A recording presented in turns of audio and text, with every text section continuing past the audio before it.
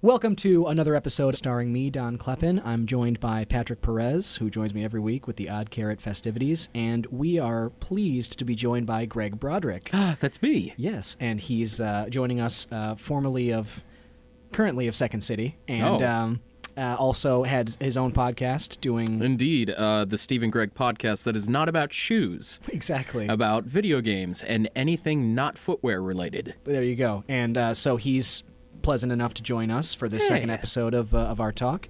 And we got a list of topics that we're going to start rifling through, as you might remember, right now.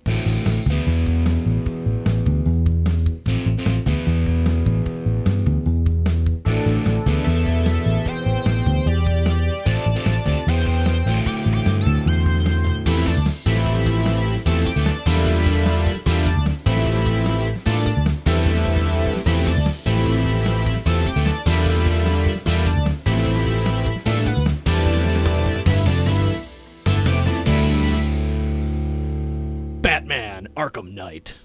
Let me just say, I was having trouble figuring out the godforsaken Batmobile.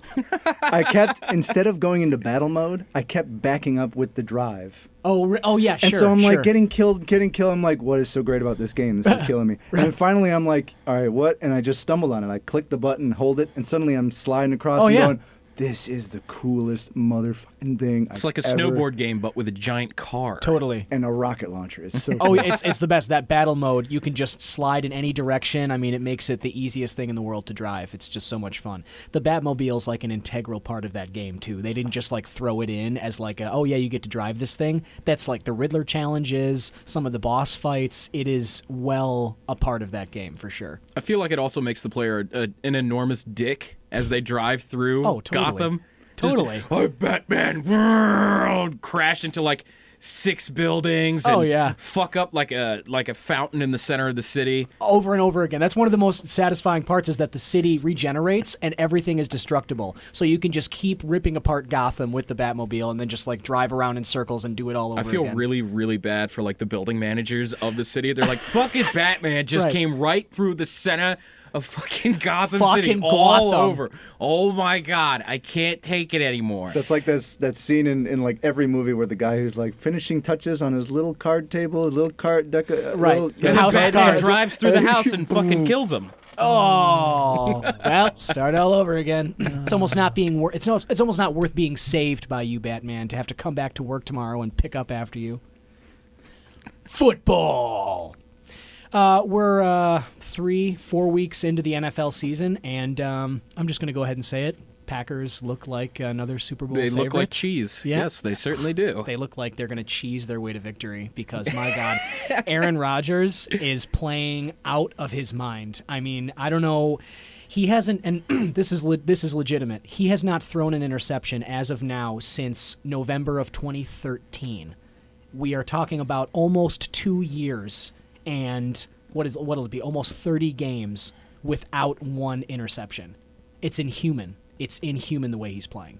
You guys are looking to rival the Patriots as the modern-day football dynasty. No question. You're setting yourself up that way. How old is he, Rodgers? Rodgers is 30, I believe. He's the same age as Cutler, so I'm not sure if it's 29, 30, or 31, but they're like right around. But he's that already range. Better.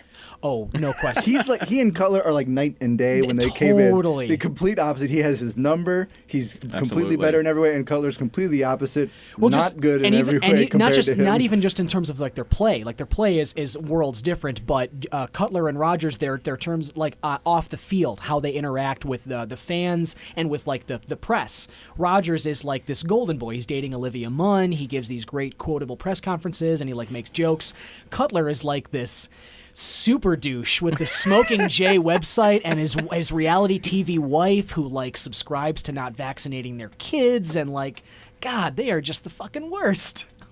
Sorry, that's how I feel about Cutler. I've definitely seen an unfortunate side to the Bears in the last few years because, you know, when the chips are down, as we know in this city, when the chips are down, you see the worst colors in a team and in the fans. And right now, the fact that, he's not playing well and the fans are completely against him is unfortunate. Now, there is a reality that, he's being douchey, and there is a reality that, they are playing horrible. I will give them props. They did pull out a victory against out Oakland. of their head against Oakland. Yeah, good for them. Totally. A victory is a victory. Last second, too. It was a down-to-the-wire game. I remember listening to that. It was enjoyable. Agreed. And so I give them credit for that they stuck it out and they're trying. There are members that are trying. However, when, it's how they're presented too. They're in the dumps and they look up to the owner's box and there's the McCaskey family just like drinking, toasting, cheersing, laughing. And I'm like, you can be happy. I'm happy for you that you're happy, but not on TV. I know. In front of the fans that are miserable to see their team doing poorly. Like it's just poorly shown. Yes, we're losing again. Yes. Oh, isn't it wonderful, family? We can eat again. Indeed. Our team's losing, but we're winning. Just like the movie, like the movie Major League. Yeah, totally. They're like trying to throw the series so they can move the team over to freaking Miami. Aurora or whatever. Right, exactly. It's just make one of those. Albuquerque Isotopes. Ooh, that'll be fun. Food. We just had a lovely round of Chipotle before this, and I don't know if we spoke about this last time, but I just have to gush about Chipotle. I mean, it is not only is it just delicious, I mean, like revolutionized the fast food industry, but I mean, their business model, I can totally get behind. I mean, they literally came in, and you think about fast food restaurants like McDonald's, Burger King, and Taco Bell that started in like the 50s and 60s, and they make their money because they assembly line all these cheap, really non-food products, and then they make them taste packing like peanuts and expired milk. Totally. But you gotta hand it to McDonald's for that one. They bankrolled Chipotle in the early years. Yes, they did. Yes, they did. So hand it to McDonald's, and as for much spotting. as not only have they turned, of course, their menus around, but they spotted an ideal that ended up being a very, very tasty option. Totally. I just thought it was great with Chipotle because I think it was right before they broke off from McDonald's. They put out like this little animated video for a video game they did called like The Scarecrow. And it's like the scarecrow that lives in the city and it's controlled by robot crows. And and it's about like making food for people. It's like working in the fast food industry. And there's one moment where he has to seal up this wall with like a picture of a happy cow going, "Eat me, I'm so yummy." And you look through like the hole in the wall and like there's this really sad it's Somewhere Over the Rainbow, but like really sad. Oh. And you just see this cow in a metal box being like milked to death. And the cow's eyes get like really big and reflecty as soon as he fills up the rest of the hole. I was like, man, I'll never eat at fucking McDonald's ever again. I don't want to see the faces of things that I eat. Here's the other thing. It's the blissful ignorance about it. Can I just say too, the whole like I've watched those documentaries like Food Inc. and like Fat, Sick, and Nearly Dead, like all those documentaries where that basically they just show you the evils of fast food and they're supposed to make you like not want to have McDonald's ever again in your life. Super Size Me. Oh, exactly. The first one, I think the first. Yeah, it was. It was like the first one that started the trend. I never, ever wanted a supersized meal ever again after watching that fucking movie. Seriously, but I have to say is that as much as that I've seen and as much as I've heard and as much as I know about the truth behind that sort of food, I'll still go get McDonald's breakfast. If I'm up at like 7 a.m. and I'm driving, I will fucking go grab. 24/7 now, man. I know. Though I heard that breakfast menu is not. It doesn't have all their breakfast items. No, they don't have limited. hash browns. They do not have hash browns. The best thing from their breakfast item. Gosh, they don't have it. They might as well not have done it. Exactly. It's like that's what I was reading too. It's like your choices are what pancakes and like an egg McMuffin. Like not even the McGriddle? A sausage patty. You don't even get the McGriddle. That's the only thing I get is the McGriddle. It's the most delicious thing in the breakfast. It's a pancake sandwich. It is. It's amazing. It's amazing. A sausage egg McGriddle. It's basically getting the Grand Slam at fucking Denny's. But you can hold it all in your hand. It's like I can hear myself getting fatter with every bite. I love it. And I love it. And I love every second of it. Folk music. So I told you guys this earlier, but there's this folk album. I can't remember the name of it, but it's about wrestlers. It's folk tales of wrestlers, obscure wrestlers, and that sounds so great. It's so fucking amazing because it always starts out with like the slow guitar. Let me tell you about the story of Little White Willie and his big white Willie. He suplexed a man down into the ground, made him bleed. made him hurt. So he was on the run from the cops. It's shit like that. Yeah. So he took a hooker out, and he showed her a real good time. But he decided not to wear rubber, saying, "I'm so famous, I don't need one. I don't mind. I don't mind." Big White Willie on the railroad. Big White Willie. Yeah. Sounds great. Yeah. I'll have to check phenomenal. That out. It's fucking hilarious. If you can remember the name of it, or if I can actually remember the name of it, I do have a phone in front of me that would help. But you know what? No, forget it. That's not what the show is about, apparently. So we know. The prep work is one step that we just happily overlook. Man, that's like the complete opposite of my other show, and that makes it all the better. Yes. Because now I could just bullshit my way through and free be flow. Fine. It's like my school career. I know. Mm-hmm. Technology. I think we are in the midst of a transition where we are now seeing what we have basically the last 5 to 8 years have been like technology going, this is what we can do. This is what we can do. We're awesome. This is what we can do. And now we're like, okay, now we know what you can do. Now let's make it work. Yeah. Take it, cool the jets a little. Now let's go, okay, this is what we like about it. Let's do what we like. There is, I don't know if you guys have ever, and I feel bad because I'm about to do something visual, in this audio medium, but there's a... Good job. I know, Good job, Don. It sucks, but there's a Test law... your descriptive abilities. Let's find out how this goes. Murphy's Law is the one where it says anything that can go wrong will go wrong. There's this Moore's Law, which represents, our technological advancement, which says, for a while anyway, it said that, our technological ability doubled every 18 months, roughly. It was something like the nanobot count or nanotechnology doubled. So the things that we could do were doubling every 18 months. Now, that could be something as short as every 7 months. And there's a graph that goes with it. And the graph basically, if you can imagine, sort of like an L-shaped graph. And it's exponential. Yes. As we continue to advance, it's sort of a horizontal line along the bottom. And then as humanity, we reach this little curve, like an upward curve, which is pretty slow and gradual. And then after a few years of that, it goes up and up and up. And then all of a sudden, it just shoots straight upward. And as the human race, we're right now on this precipice of we've just passed that rounded point. So we're on the verge of this moment where we technologically we are about to just shoot upward.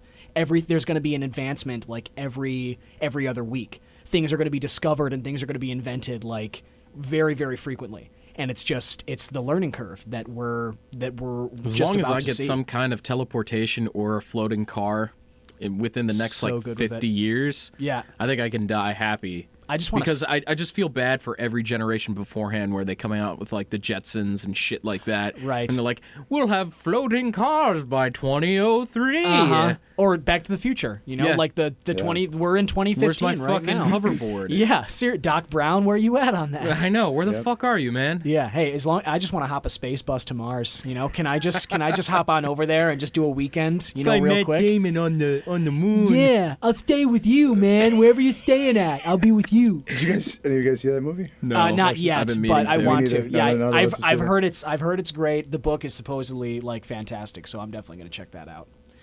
Books. Speaking of which, where I'm reading this one book called Snow Crash, and it's by this one author, Neil Stephenson, and he's written a lot of sci-fi books, but it's from the early '90s. Mm-hmm. The book, it's actually a lot like The Matrix.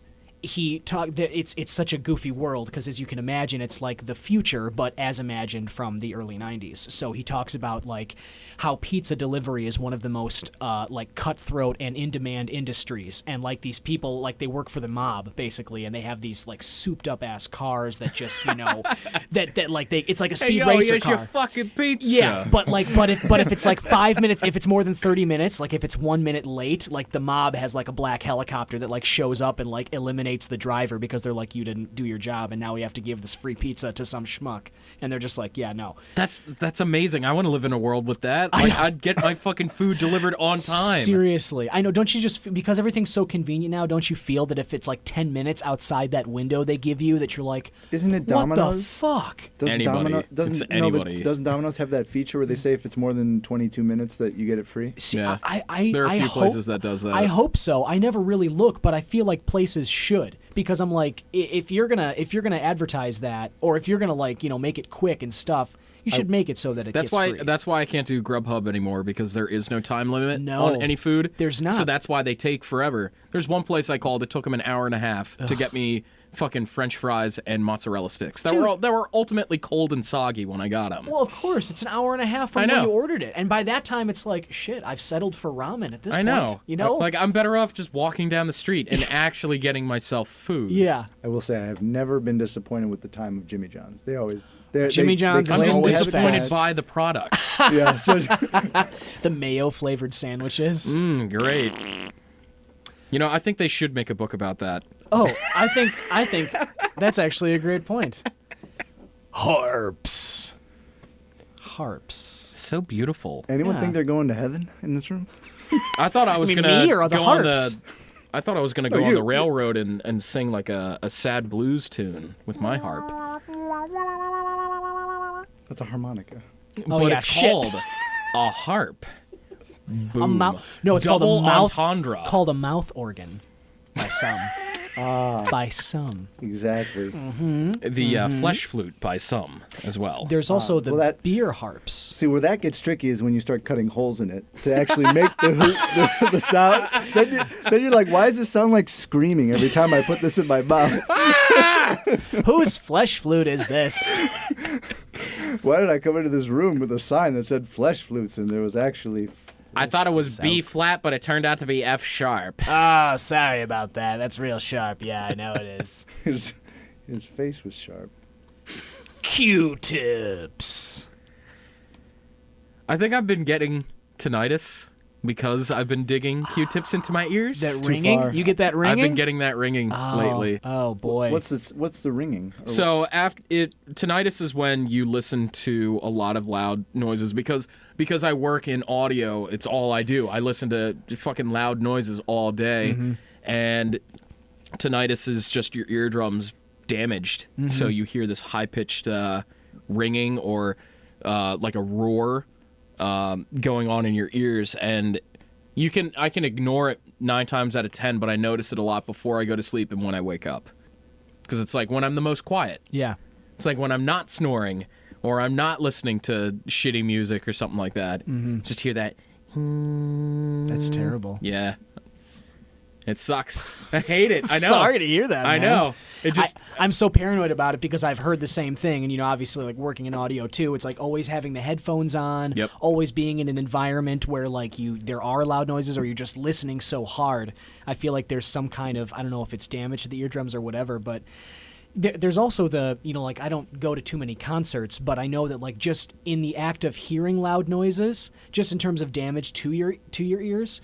Whenever you do hear that ringing, like if you're at a concert and something's really loud and the music stops and you hear that like whooing, and you're just like, oh man. If you can actually feel, it feels like air is filling up in one of your ears just because of how loud a noise is becoming, and it's becoming really granulated.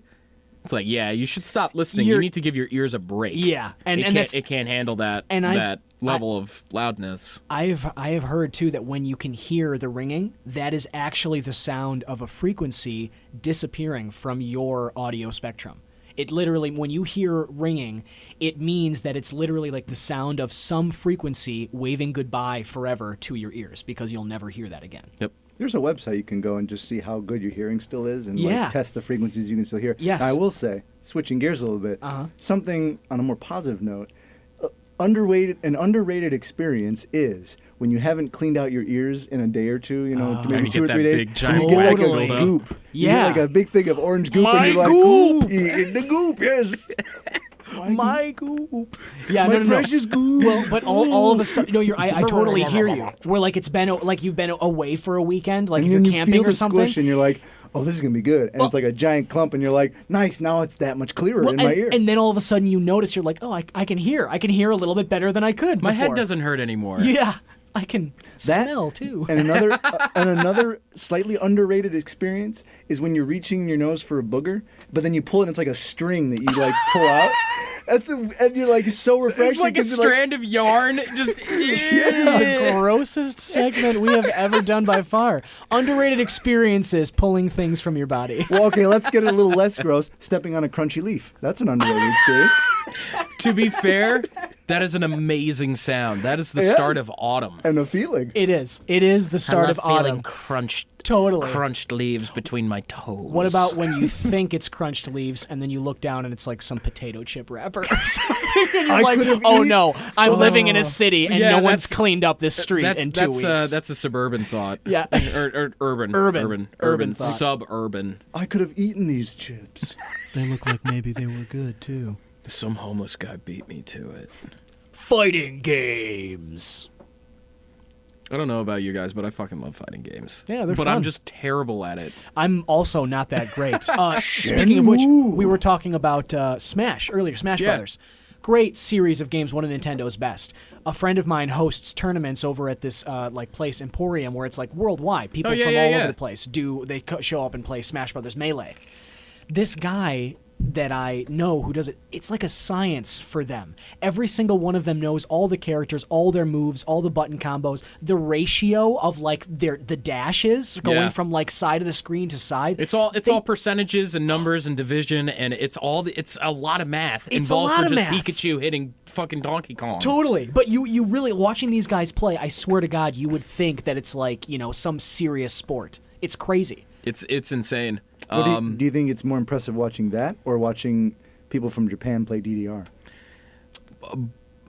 Watching Japanese people play fucking DDR is like, that's an art. It's an art, but I have to say too, it's like half. It could actually start its own like golf channel, but DDR channel. Kind of right. Like there's always these obscure like niche markets now, for people who would watch that. Akihiko up here to the mat. But he gotta do like the golf announcer, like, and now we Whisper, have Akihiko coming in. He's looking a little limber today. He's stretching his calf muscle. He's already sweating, if you can see that. Looks like he's been warming up. It looks like he's going for techno pop. Oh, no. He's going for the acid jazz. Oh, a classic. And also a very difficult track. This slow intro is misleading. It is going to speed up. This is a 8 out of 9 stars of difficulty. Yeah, let's see if he can make the par DDR 16. You don't know what you're in for.